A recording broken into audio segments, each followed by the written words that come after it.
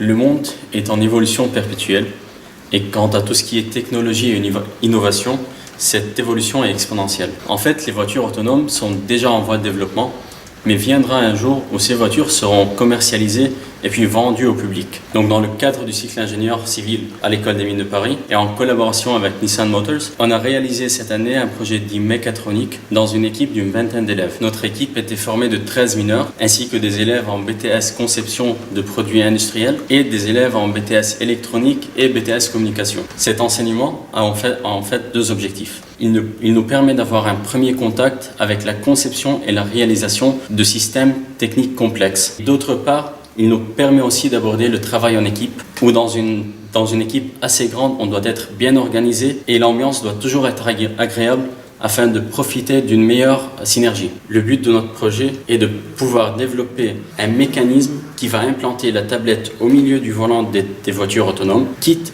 à augmenter au maximum l'utilité du mode autonome de telle voiture. En effet, nous avons conçu un bras télescopique qui va permettre au conducteur de remplacer le volant devant lui par une tablette afin de pouvoir travailler ou bien se divertir. On s'est divisé en deux sous-équipes, le premier pôle étant le pôle mécanique et le second le pôle électronique. Le pôle mécanique, lui, il était responsable de concevoir, de développer et de trouver une solution technique pour assurer le déplacement de la tablette, sa rotation, le déplacement du volant nécessaire, ainsi que d'assurer l'indépendance de la rotation du volant de celle de la tablette. Ce pôle était aussi responsable de dimensionner les moteurs ainsi que les embrayages et tous les bras et toutes les pièces qu'on a dû fabriquer et assembler à la fin. Le pôle électronique était responsable de développer et de bien définir tous les diagrammes de cas d'utilisation de notre système, donc tous les différents modes qu'on peut envisager, de les coder et de bien définir la relation entre la position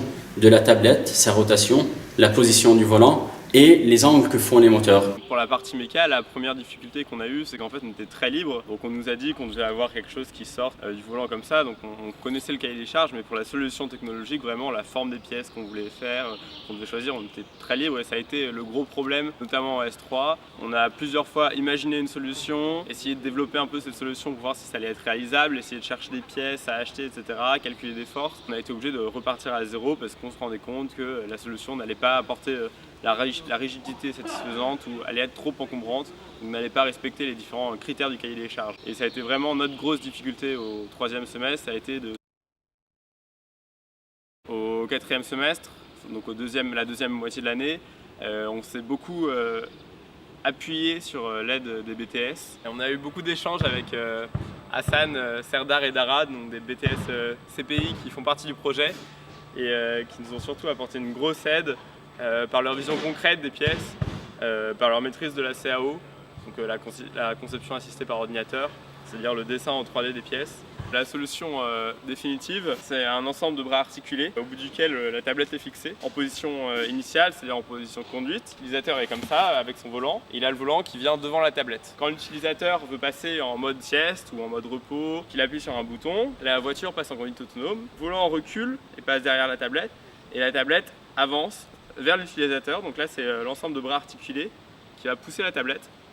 Et ensuite, dans un deuxième temps, l'utilisateur pourra toujours régler la tablette selon l'axe horizontal, de manière à régler l'orientation de la tablette pour éviter les faux reflets. Pour le projet de volant Nissan, j'ai été le responsable électronique qui a été codé sur Arduino, ce carte-là.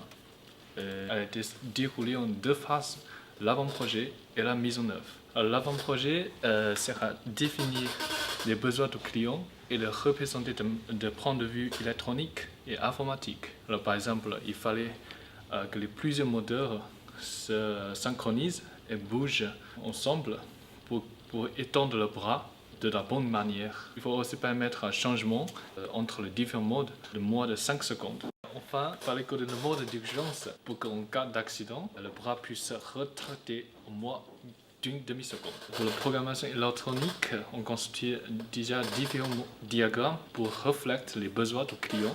On a le diagramme de cas d'utilisation qui permet de construire le IHM, interface humain-machine, et aussi le diagramme de classe qui organise l'architecture de programmation. Et enfin, on a aussi le diagramme de séquence qui permet de guider la programmation La deuxième moitié de l'année était dédiée à la mise en œuvre de la design qu'on a définie dans l'avant-projet. Premièrement, on a programmé le IHM en respectant le cahier de charge. On va passer entre les différents modes, ajuster les positions et les afficher. Cependant, en ce qui concerne la communication entre le IHM et la carte Arduino, on rencontre quelques difficultés qu'on résout peu à peu.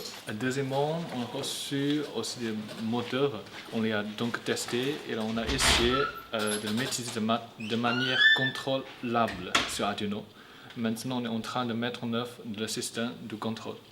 L'une des plus grandes richesses du projet, selon moi, c'est la possibilité de pouvoir travailler avec des élèves extérieurs de l'école, c'est-à-dire suivant des formations différentes. En tant que responsable communication, j'étais durant toute l'année l'intermédiaire entre mon groupe et les BTS communication qui ont travaillé avec nous. Cette tâche était autant complexe qu'enrichissante, dans la mesure où il fallait constamment trouver les bons mots, pouvoir leur faire comprendre ce que l'on attendait d'eux, notamment en termes de design. La détermination du logo a été une étape qui a pris beaucoup de temps, dans la mesure où, initialement, on ne savait pas trop si le logo devait représenter le client ou plus notre projet. En fin de compte, après plusieurs discussions au sein de notre équipe, mais aussi avec les BTS Com, on a abouti à quelque chose d'épuré, mais tout aussi représentatif de notre vision de la solution technique.